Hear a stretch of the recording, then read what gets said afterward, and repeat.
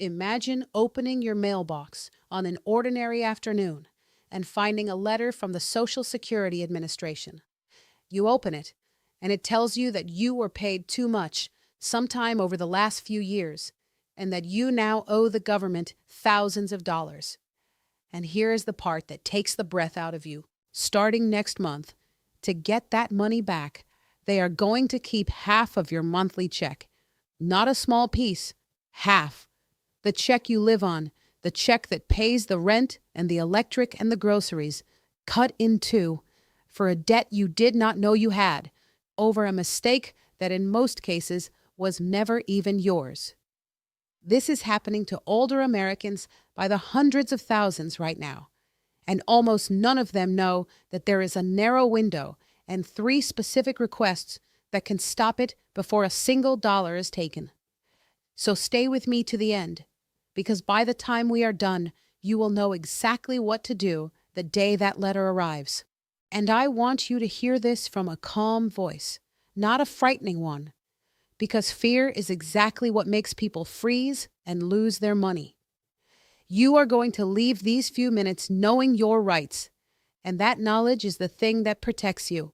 So let me explain what is actually happening, because it has a name, and understanding it is the first step to not being afraid of it. It is called an overpayment recovery, and here is how it works. The Social Security Administration keeps track of every dollar it sends you. If they later decide that at some point they paid you more than you were supposed to receive, they label the difference an overpayment, and by law they are allowed to come and collect it back. The way they collect it is simple, and it is brutal. They reach into your future monthly checks, and they hold back part of each one until the debt is repaid. And as of last year, for your regular retirement, survivors, or disability benefits, the amount they hold back by default is 50% of your monthly check. Half of everything you were counting on, gone, every month until the balance is cleared. Now here is the part that makes people the angriest, and rightly so. In a great many of these cases, the overpayment was never the fault of the person being asked to pay it back. Sometimes the agency simply made an error in its own math years ago and kept paying the wrong amount month after month without anyone noticing. Sometimes a change was reported on time, exactly as it was supposed to be, but the agency was slow to process it, and the extra money kept flowing in the meantime. Sometimes a person went back to a little part-time work, told the agency just as they were instructed, and the adjustments still did not happen for a year or more. And because these mistakes can quietly run for years before anyone catches them, the total is almost never small. By the time the letter finally arrives, the amount they say you owe can be $5,000, $10,000, even more, built up entirely from an error you may have had nothing to do with. And still, the letter lands in your mailbox, and still, they come for half of your check. And do not think for a moment that this is rare or that it only happens to a careless few. In just the last couple of years, the Social Security Administration has sent these overpayment letters to millions of people, and it very nearly got far worse. For a stretch of time, the agency announced it would take 100% of a person's monthly check to recover an overpayment. The entire payment, leaving people with nothing at all to live on, while the debt was collected. After a public outcry, they pulled that back to the 50% that stands today. But think about what that tells you. The instinct was to take everything. The only reason it is half instead of all is that enough people spoke up. That is the ground you are standing on, and it is exactly why you need to know how to protect yourself.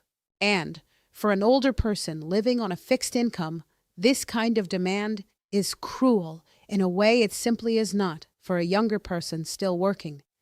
A younger person told they owe money can pick up extra hours, take a second job, find some way to earn the difference back. A retiree cannot. The check is the income. There is no picking up more shifts, no raise coming, no other stream to lean on. So when the agency reaches in and takes half of it, There is no room anywhere else to absorb the blow. That is why knowing your rights here is not a small thing. For the person it happens to, it can be the difference between keeping their home and losing it. Let me make this real, because somewhere in this country, it is happening today. Picture a widow in her late 70s. Her husband is gone, and she lives now on a single Social Security check of about $1,800 a month, and every dollar of it is already spoken for by the time it arrives. One afternoon, the letter comes. It says that over the past 3 years, she was overpaid by $9,000 because of an adjustment that was never her doing, and that beginning next month, her check will be cut to $900 until the debt is gone. $900.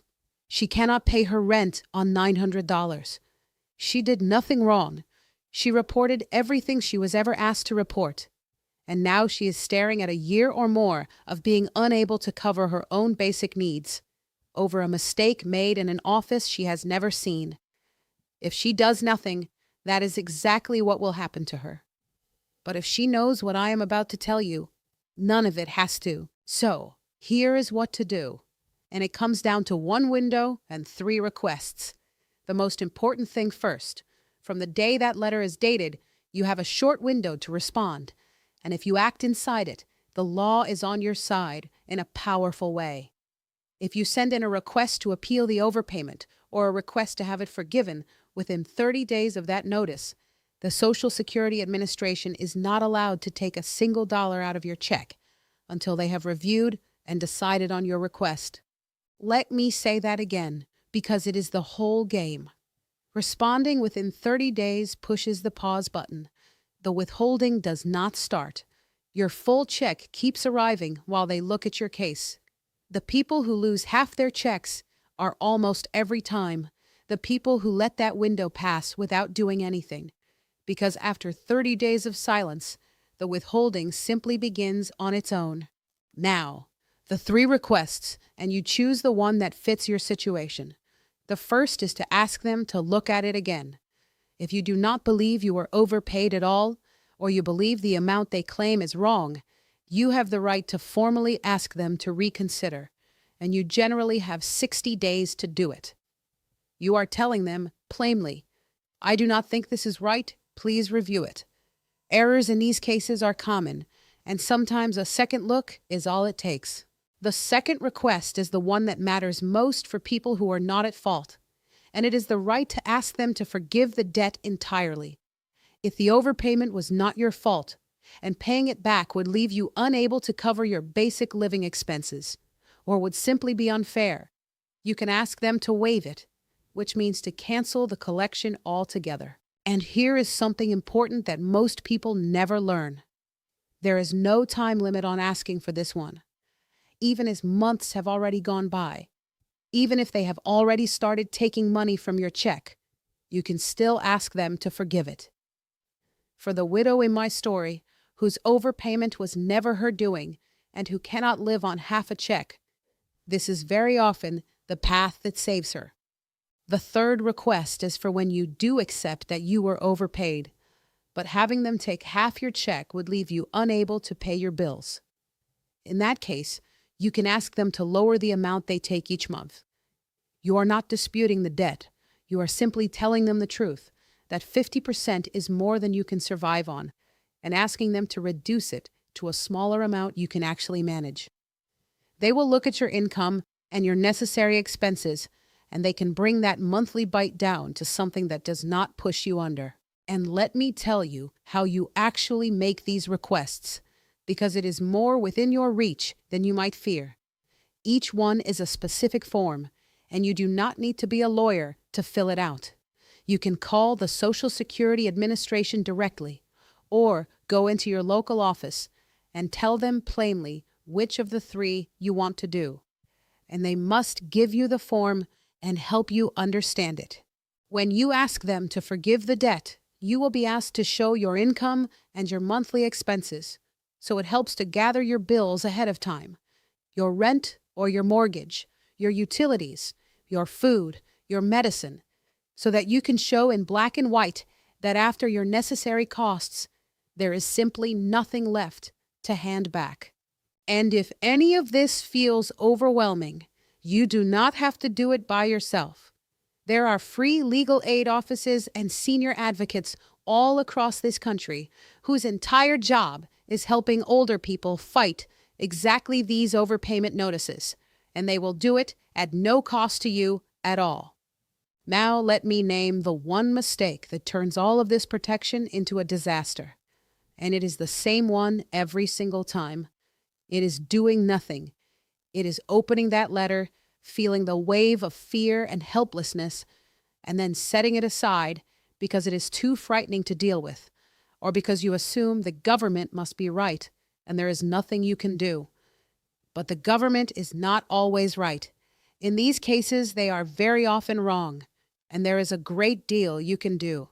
Every protection I just described, the pause, the second look, the forgiveness, the lower rate, every one of them depends on you responding, and the clock is not kind to silence.